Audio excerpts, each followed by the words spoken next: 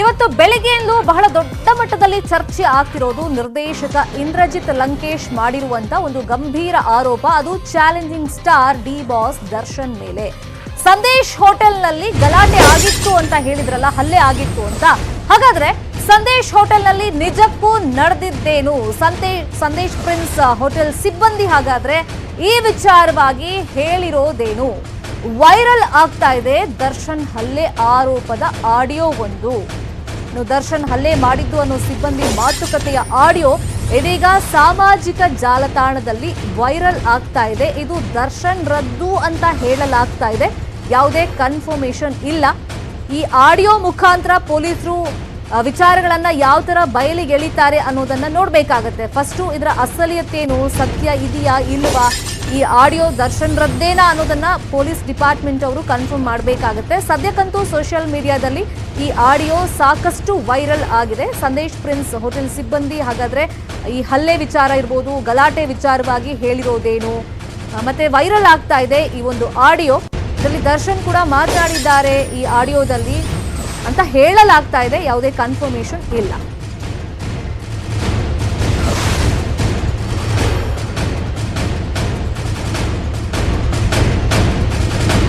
ಈಗ ಆಡಿಯೋ ಸತ್ಯಾಸತ್ಯತೆಯನ್ನ ಪೊಲೀಸರು ಯಾವ ತರ ಬಯಲಿಗೆ ಹೇಳ್ತಾರೆ, ಯಾವ ತರ ಇನ್ವೆಸ್ಟಿಗೇಷನ್ ಮಾಡ್ತಾರೆ ಅನ್ನೋದನ್ನ ಹಂತ ಹಂತವಾಗಿ ಅವ್ರು ಮಾಡ್ತಾರೆ. ಆಮೇಲೆ ಅಧಿಕೃತವಾಗಿ ಮಾಹಿತಿಗಳು ಸಿಗ್ತಾ ಹೋಗುತ್ತೆ. ಬಟ್ ಈಗ ಒಂದು ಆಡಿಯೋ ಸಾಕಷ್ಟು ವೈರಲ್ ಆಗ್ತಾ ಇದೆ. ಅದು ಸೋಷಿಯಲ್ ಮೀಡಿಯಾದಲ್ಲಿ, ಈ ಸಾಮಾಜಿಕ ಜಾಲತಾಣದಲ್ಲಿ ದರ್ಶನ್ ಅವರದ್ದು ಅಂತ ಹೇಳಲಾಗ್ತಿರುವಂತ ಒಂದು ಆಡಿಯೋ ಸಾಕಷ್ಟು ವೈರಲ್ ಆಗಿದೆ.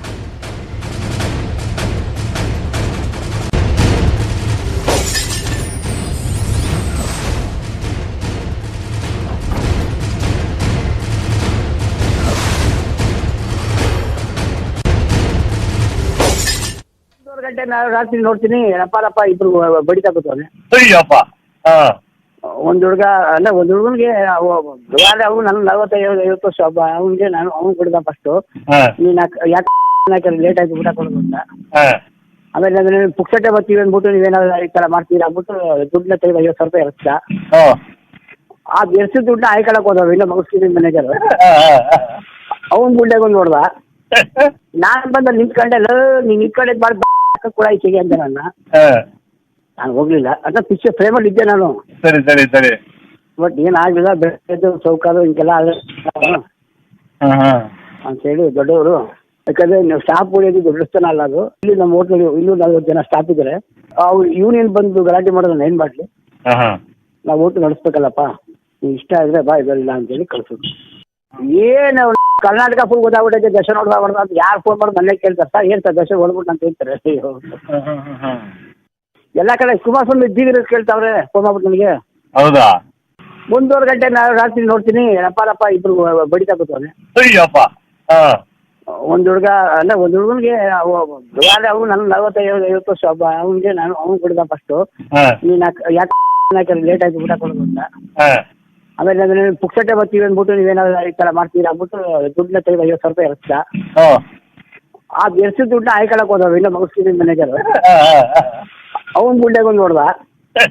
ನಾನ್ ಬಂದ ನಿಂತ್ಕೊಂಡೆ, ನೀನ್ ನಿಂತ್ಕೊಂಡೆ ಬಾಳ್ ಕೂಡ ಈಚೆಗೆ ಅಂದೆ ನನ್ನ. ನಾನು ಹೋಗ್ಲಿಲ್ಲ, ಅದ ಪಿಕ್ಚರ್ ಫ್ರೇಮಲ್ಲಿ ಇದ್ದೆ ನಾನು. ಸರಿ ಸರಿ ಸರಿ.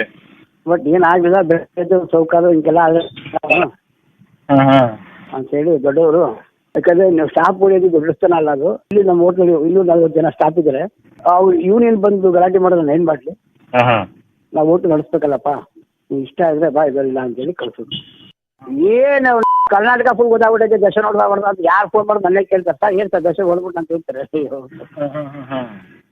ಎಲ್ಲಾ ಕಡೆ ಕುಮಾರಸ್ವಾಮಿ ಇದ್ದೀವಿ ಕೇಳ್ತಾವ್ರೆ ಫೋನ್ ಮಾಡ್ಬಿಟ್ಟು ನನಗೆ. ಹೌದಾ? 1:30 ಗಂಟೆ ನಾನು ರಾತ್ರಿ ನೋಡ್ತೀನಿ, ರಪ್ಪ ಇಬ್ರು ಬಡಿತಾ ಕೂತವನೆ. ಒಂದ್ ಹುಡುಗ ಅಲ್ಲ, ಒಂದ್ ಹುಡುಗನ್ಗೆ ಅವ್ನು ನನ್ನ 45-50 ವರ್ಷ.